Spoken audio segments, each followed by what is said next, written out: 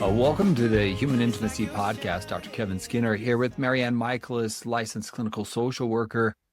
MaryAnn, as we go through a holiday season, there's a range of emotions that we experience, the ups, the downs, maybe the fears and the worries, the concerns, everything from dealing with in-laws and outlaws and bylaws and all the laws associated with the holiday season.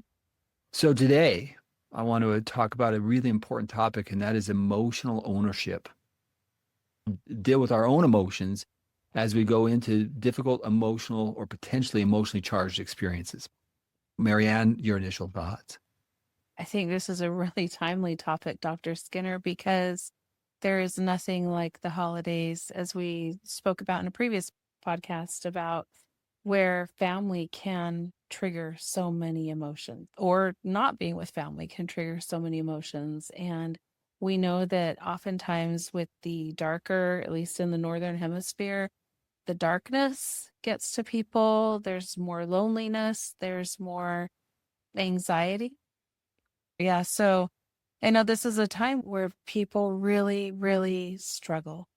And so as we're talking about emotional ownership, I think this is such a timely topic and a sensitive topic, because we're talking about acknowledging probably emotions that I don't want to acknowledge, things that are hard for me.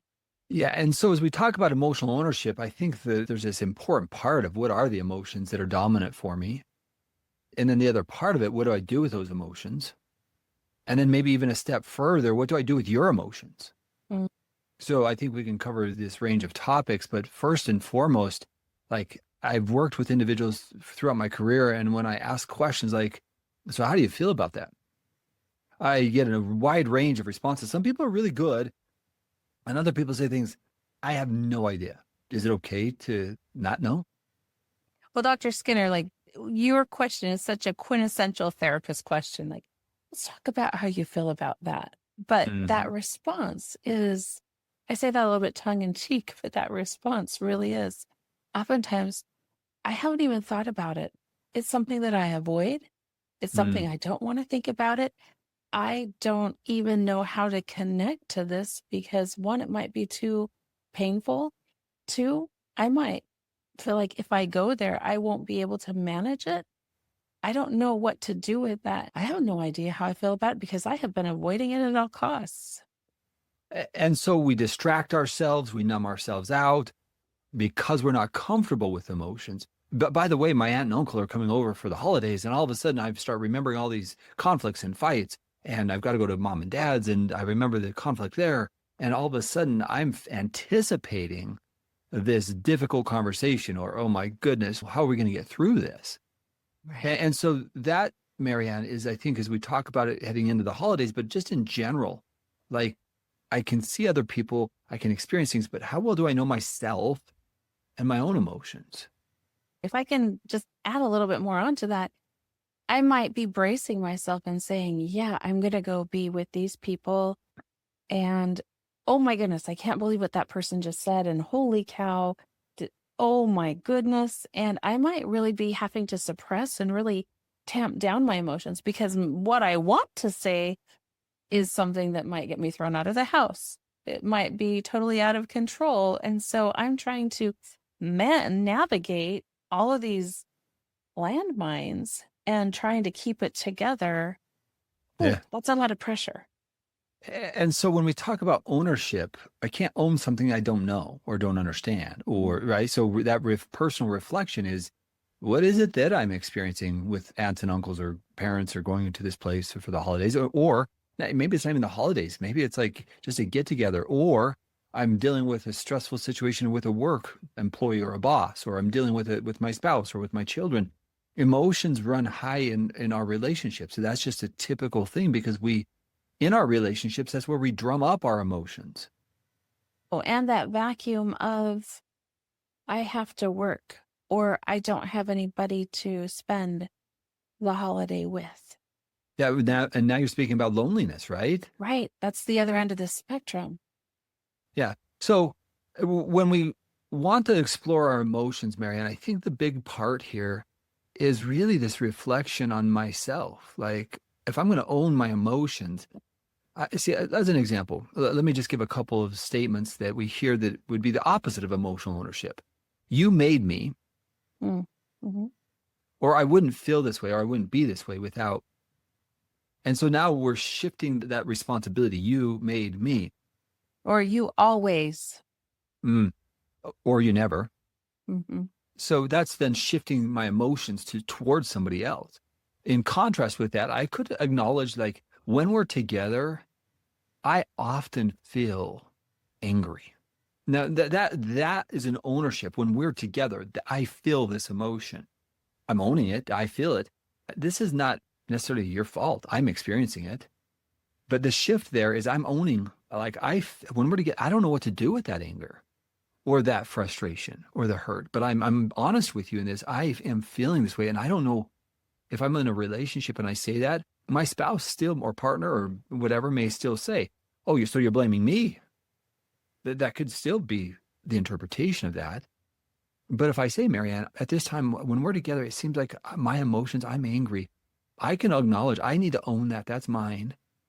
And I don't know what to do with it, but I'm acknowledging it because I don't like the way we're interacting. I don't like Yeah. to feel angry. And what I noticed there, Dr. Skinner, as you were talking, I thought about a flight. For any of our listeners or viewers who have ever been on an airplane, at least for me, there's always like, okay, we're getting ready, we're coming down, and you know that the wheels are out, and you know that you're going to be landing. And what I heard you demonstrate there was a really direct, really abrupt landing that's jarring. And then I heard you demonstrate a really soft and smooth landing that had some preparation in it. And I think that's really essential here to what you're talking about. I think that one of the messages that we're sharing today is understanding what's going on with me and being able to communicate that with other people. And it's probably not something that we're really great at. And sometimes it can come across bumpy and choppy and jarring for the people who are receiving it. But what I heard you trying to model was, let's figure out how to do this in a really relational way. Because I heard your tone change and the context of your delivery was a very night and day difference. And I know that you were doing that on purpose, but I want to just make that very Mm. explicit because Eh, so much is conveyed there. And that point, right? Because it is difficult to hear when we are together, I'm angry. I can acknowledge that. That's true. And yet the other part of it is I don't like feeling that way when we're together. I don't like that experience. Something needs to be different. Something needs to change. And I don't know how we do that, but I'd like to talk about it because this interaction is not working. See, Right. the conversations that we have with each other, I think we're so afraid of difficult conversations and maybe even our own emotions that we run from them, we flee from them. So I don't come home from work early because if I come home from work early, we're going to fight and I don't want to talk about this problem all night long. And so I delay coming home because I'm avoiding a conversation. Or do we have to talk about this again? Rather than saying, you know, I found that I'm actually not coming home because I just don't like the way we're fighting. Something needs to change. And that's so tricky as a partner hearing that, just hearing your partner, everything that you've said. If I were a partner hearing that, I think any human would be like, there's that fear factor that comes up. Oh, my partner just said they don't like coming home, which means Hmm. they don't like being with me. And that's really hard to receive, no matter how soft you land at. That is a hard conversation. I know we've talked here before about mature conversations. And so even being able to say, like, hey, I'd like to talk with you about something. I have some concerns that I want to bring up with you. And I would also add to that, is there a way to bring us both to the table and say, here's a problem that I'm noticing in our relationship. How do we together figure out how to solve this? Yeah. And let's go to a response to that, right? So if I go to the other side of that, your partner Mhm. comes home and says, I don't want to do that. A natural response. Oh, so you're avoiding me, right? Mm. So you don't really love me, do you? You're spending more time at work. That just illustrates that you don't care, right? So I Mhm. could respond that way, but that's still not owning my own emotions. I'm then shifting the responsibility. You owe you this. Which is interesting right there, Dr. Skinner, because you're coming in hot. Mm. You're not, as you're saying, like this is about owning our emotions. And so being able to respond in that way that you just demonstrated, that's a hot response. And what I mean by hot response is it's reactive, it's defensive. You're attacking rather than coming and saying like, oh man, when you say that, I feel a pit in my stomach. When you say that, I feel really scared. And I know I've mentioned in this podcast before, when my husband on a Monday said, I'd like to schedule an appointment to talk with you on Sunday. I'm like, no way, I'm not waiting till Sunday. I'm not going to Right. worry for 6 days and to Mhm. figure out what this is. But being able to say, here's what happens to my body. Here's what's happening for me when you say that. You came in saying like, oh no. And you went right into that attack mode. And that's what we're talking about. Yes, because that initial, even if I'm coming home late and I recognize this is a problem, but if I interpret that because my spidey senses are high, Mhm. and maybe my belief is you don't care about me, you don't love me anymore, I instantly go into this space of abandonment. You're rejecting me. You don't, right? Obviously, you don't want to be with me. But what's interesting in that conversation is why were they telling me this? Mm. See, if Well, I just break that down, Marianne, there's a reason why they're telling me this. I'm going to call it a gift because I was so triggered by it. yeah, your walls went right up. But what's fascinating is if like even your tone, and this is what I think I feel like I'm trying to drive your tone. If you were to say, it feels like to me like you don't care about me. Mm. I feel like you don't want to spend time with me. That's very different than you don't love me. You don't care about me. You don't want to spend time with me. Just the tone and how we say it, that softness Mm. changes everything. Because again, tone. So am I able to do that? Or is it triggering to me to the point where I am angry? I am responding with a defensiveness. See, then I'm not aware of really what it did to me. I'm just putting it out there. Oh, you don't love me. That may be the most raw, vulnerable truth of what I'm actually feeling. But a deeper dive would give us a different emotional experience. Right. But this dynamic that we're talking about, I see this over and over and over again. It with my clients because it's such a quick trip to a shame spiral. Mm-hmm. So my partner says something, I hear it, how the filter that maybe I'm hearing it through or the tone that I hear, what I interpret says, oh, I did it wrong. Oh, something wrong with me. And then I shut down. I hit shame. This is, I'm not good enough. And then we're into this whole other cycle. Okay, so now let's just reverse a little bit of roles here. Mhm. Say I come home late from work, my spouse is triggered for whatever reason. You don't really love me. If you did, you would have contacted me, you would have sent me a message. You don't even love me. The energy there, what are you lying to me again? You're cheating on me? Right. Okay. So I'm already emotionally charged. And what's my message there? What am I hoping to accomplish? In that situation, Marianne, I'm in fight response. Right. So if we were talking about healthy response would be to be able to slow down and see where we're at and see where our partner's at. Mm, Can I see my partner and say, oh, you're having a hard time. mm, You were triggered. That makes sense that you'd feel anxious when I wasn't home on time. Makes sense that you'd be worried that I might be acting out because I've stayed late for work and I've acted out before. That makes a lot of sense. But I have to be able to slow myself down enough to be able to see that in my partner. Because if not, that is where I hit my shame and then I'm reactive and I'm like, why do you always go there? Why can't you mm. trust that when I You're never going to trust me. You're never going to get over this. Why are we even married? Why are you doing Mhm. it? And notice Right. that just that blaming and the shifting, and neither one of them are hearing the other. So emotional ownership. I'll give a very personal example of this, Marianne. I don't tell this story very often, just because it's an old story. But many years ago, when I was getting my PhD, my wife and I had a really unique situation.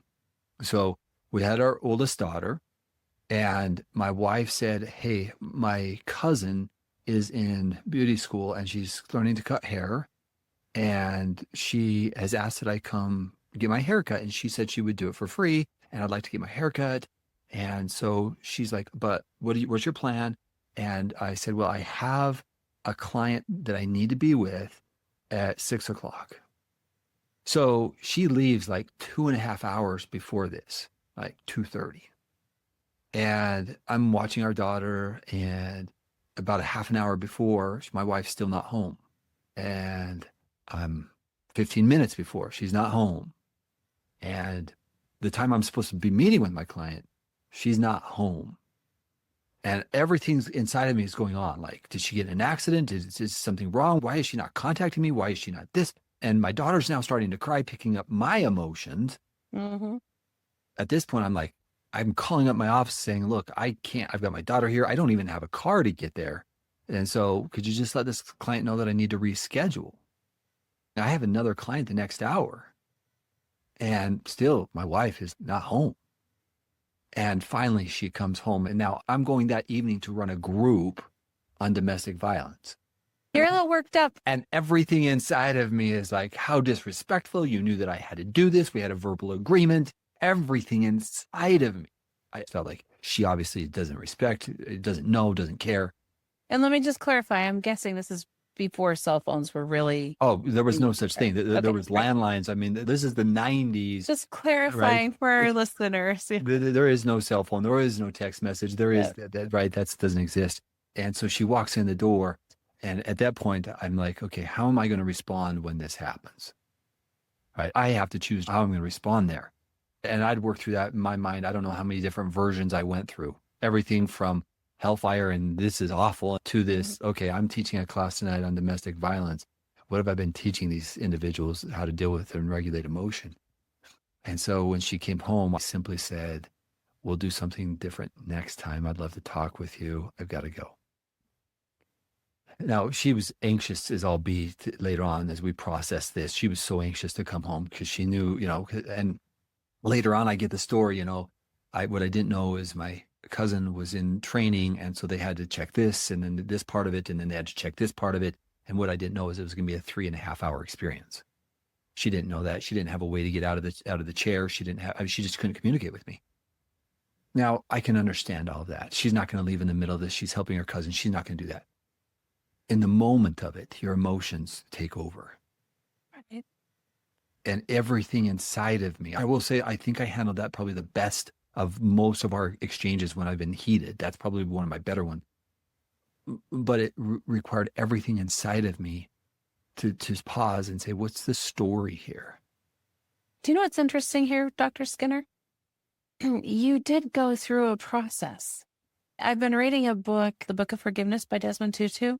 And he talks about for us to give to that forgiveness place. He says, I love the imagery. He says, we have to step through the shoals. So it's kind of like, in my mind, it's like the image of walking through water or river or something. The shoals of hatred and anger. And then we have to go through grief and loss. And that brings us to the acceptance of forgiveness. And I love how he lays this out linearly. I don't know if that's the right word. But what I heard you say is, I went through hellfire and whatever else. I think what I've just been hearing you say is you went through this whole process. Grief and loss, hey, move my client. Like you went through that whole process to get to my best reaction. Well, and if I reflect on it, the embarrassment of making a commitment and not being able to be there and then not hearing anything. There is a landline she could at least call. Is she okay? Right. Is she at the hospital? And so grief, loss, all of those fears come into your mind. And these assumptions. She does not care about me. I'm not important. My clients aren't important. The reptile brain inside of me is fight, flee, figure it out. What's the problem, right? The prefrontal cortex has a very different opportunity here to step in and say, how are you going to respond? You got a choice here.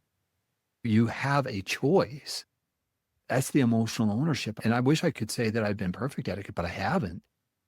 Right. And that's a learning process for all of us, MaryAnn. We all have the opportunity to say, what am I really trying to communicate here?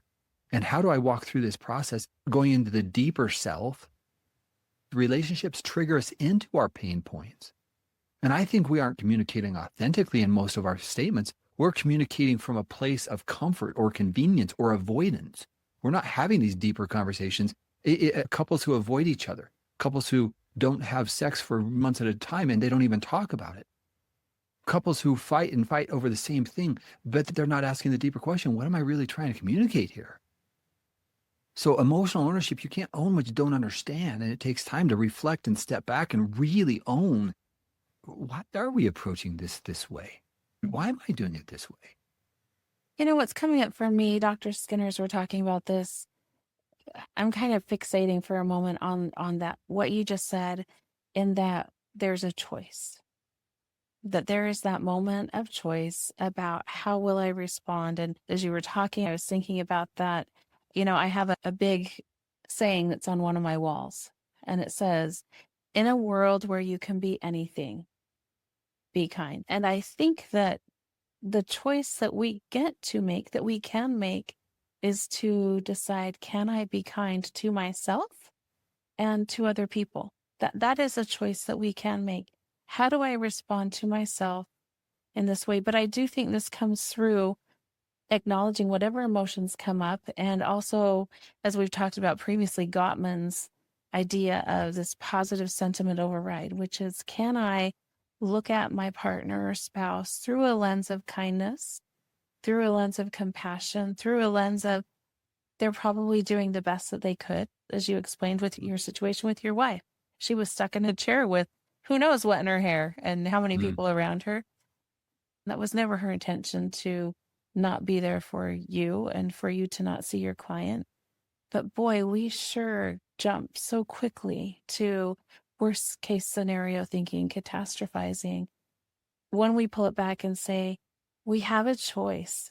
How do we be kind to ourselves, the way that we see ourselves, the way that we honor the emotions that come up? And we can say, you know, I remember I had a client, my very first individual client, just in grad school. I had to have an individual client. I'd been doing a lot of group work, and I'll never forget this client talking to me about how she would call herself names.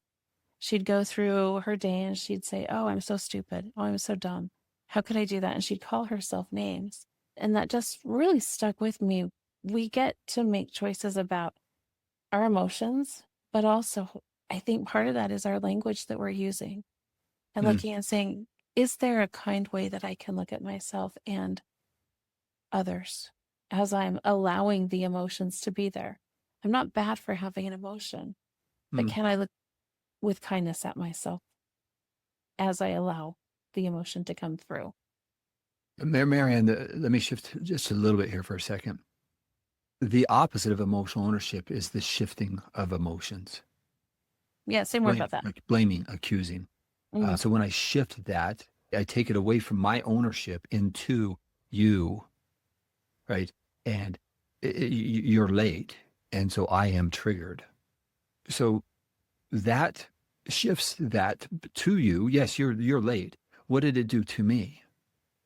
Now, two versions here. One, again, I can respond, as you said, hot. I can come in hot with that because I am triggered. But what if the alternative was, when you were acting out and you came home late and I didn't know it, I still had a feeling inside of me. And now when you come home late, I still am triggered that same way. And it's hard for me. It's hard for me to interact with you. Part of me wants to rip your head off and yell, and part of me wants to scream, and part of me wants to say, I just can't do this anymore. I'm sharing that because that's what I experience when you don't reach out, you don't call, you don't tell me where you're at. It triggers everything inside of me. That communication is using a different response because I've worked through my emotions. Now imagine the alternative response. How is the person late going to respond? A shame response, MaryAnn. Look, I told you there's times I'm just not going to be able to call you. That's shifting responsibility again, right? Right. Even with the warmth of that response, then that's going to tick me off. It's justifying it. It's minimizing it. Or even when, and I think you can even push that more into some gaslighting. Like, you always do this. You always get so upset. And this isn't a big deal. I don't know why you're making it such a big deal. So now, even in that warm response of this is what it's doing to me, emotional ownership, a partner who's not ready is going to continue to shift that blame, shift that responsibility. You made me, right? Minimizing it. It's not that big of a deal. Oh, that's not emotional ownership. That's shifting the responsibility. If I'm going to own that, wow, when I was hurting, that makes sense to me. And I feel ashamed that I did that. Now that's emotional ownership. I hurt you and you're feeling that way because of my actions. I hurt you. I scared you. You're afraid. So of course, when I'm late, that makes sense to me. Right. I want That's to emotional ownership.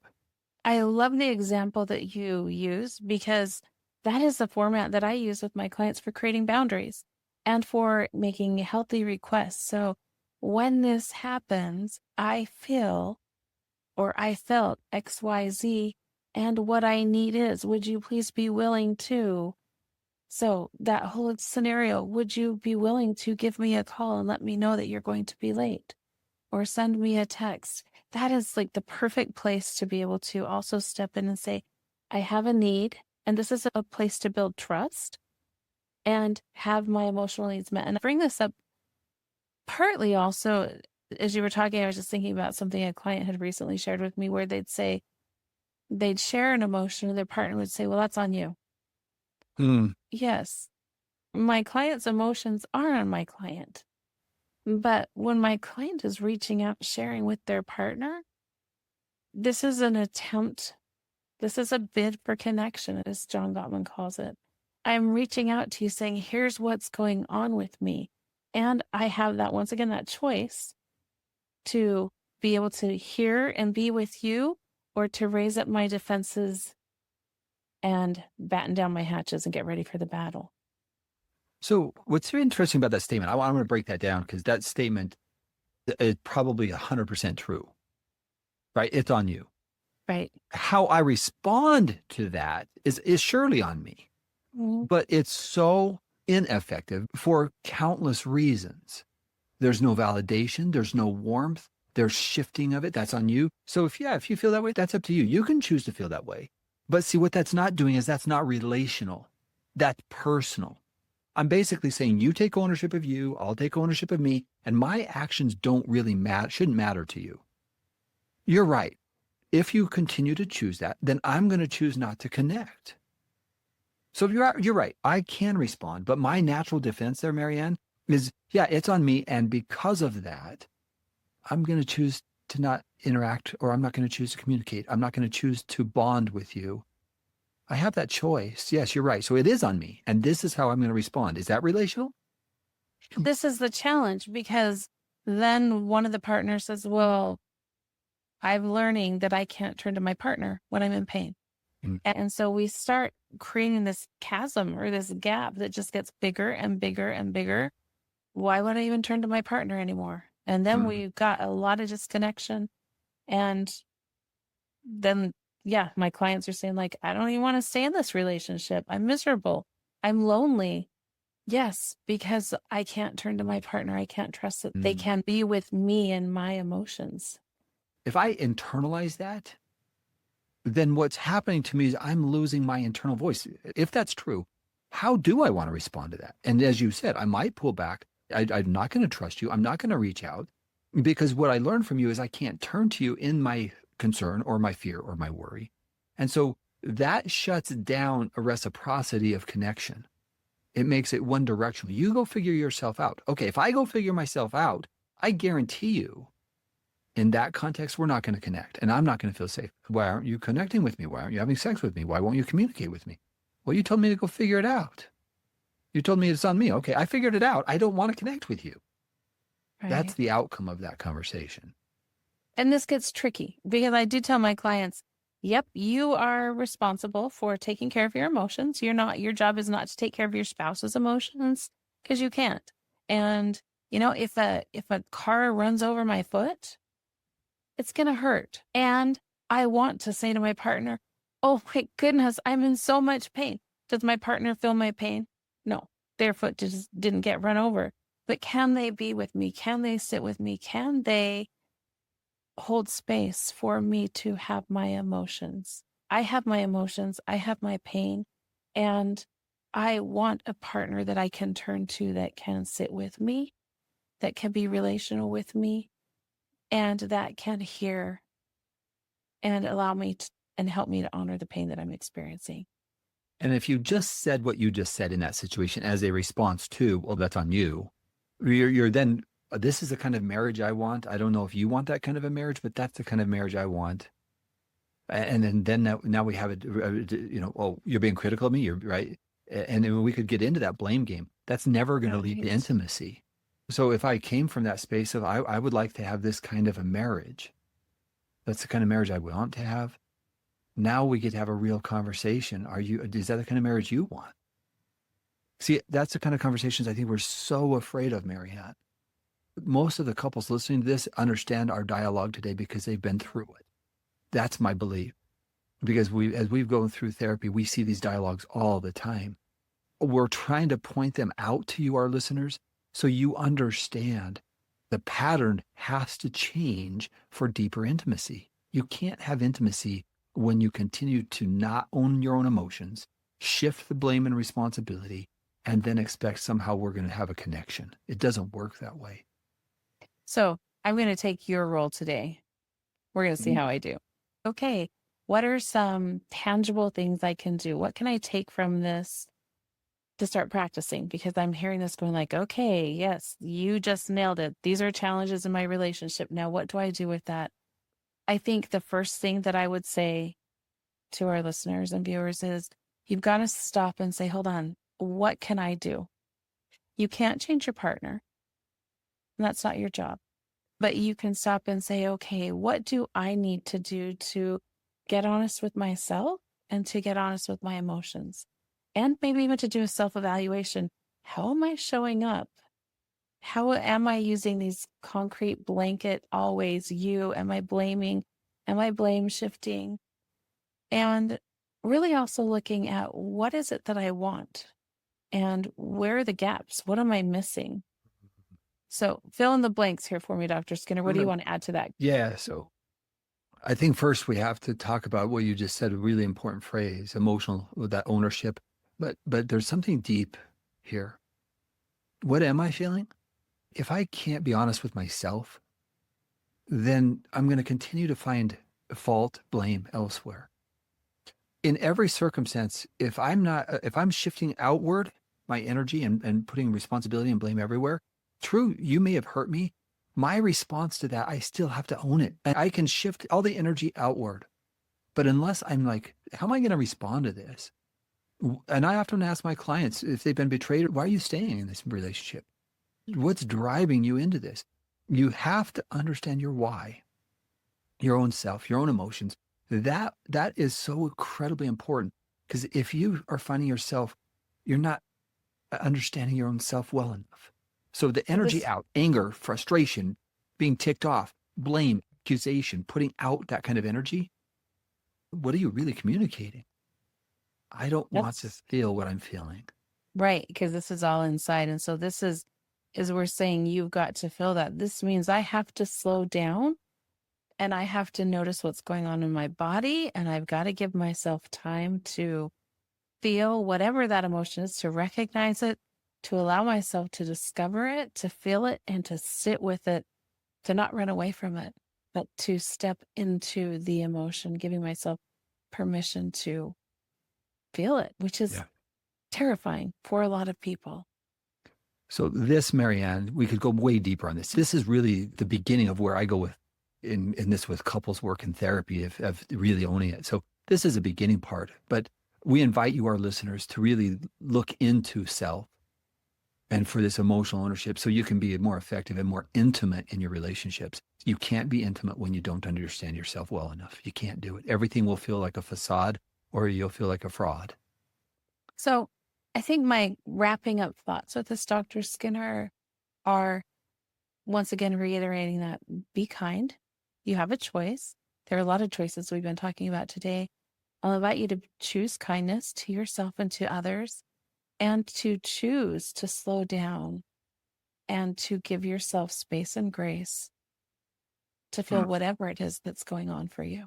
And on a deeper level, if you don't know what you feel, if you're afraid of your own feelings, if you're afraid of your own emotions, if you're embarrassed by your own emotions, if you're ashamed of some of the feelings that you have, and if you feel like your emotions are out of control, that's really where therapy is going to be helpful, is really helping you understand yourself well enough and why you're communicating what you're feeling. That's a deeper work, and it really is valuable when it's done. All right, to our listeners, thank you so much for joining us today. We invite you to share this podcast with others. Our listenership is growing in the next few weeks, MaryAnn. We're going to hit 50,000 downloads, and we'll also hit our 100th podcast. So we're grateful for you, our listeners. You make our time and effort worth it. And so we are really grateful for you. And if you have not yet signed up for the Human Intimacy Conference, the second annual, we encourage you to do so. We're going to have a link below, and we have a coupon 50% off that will be available to you to the end of December 2025. And we invite you to join us for a very meaningful conference with incredible experts who can help you deal with individual trauma, help you overcome unwanted sexual behaviors, and help improve your relationship. MaryAnn, thank you very much. Thanks, Dr. Skinner.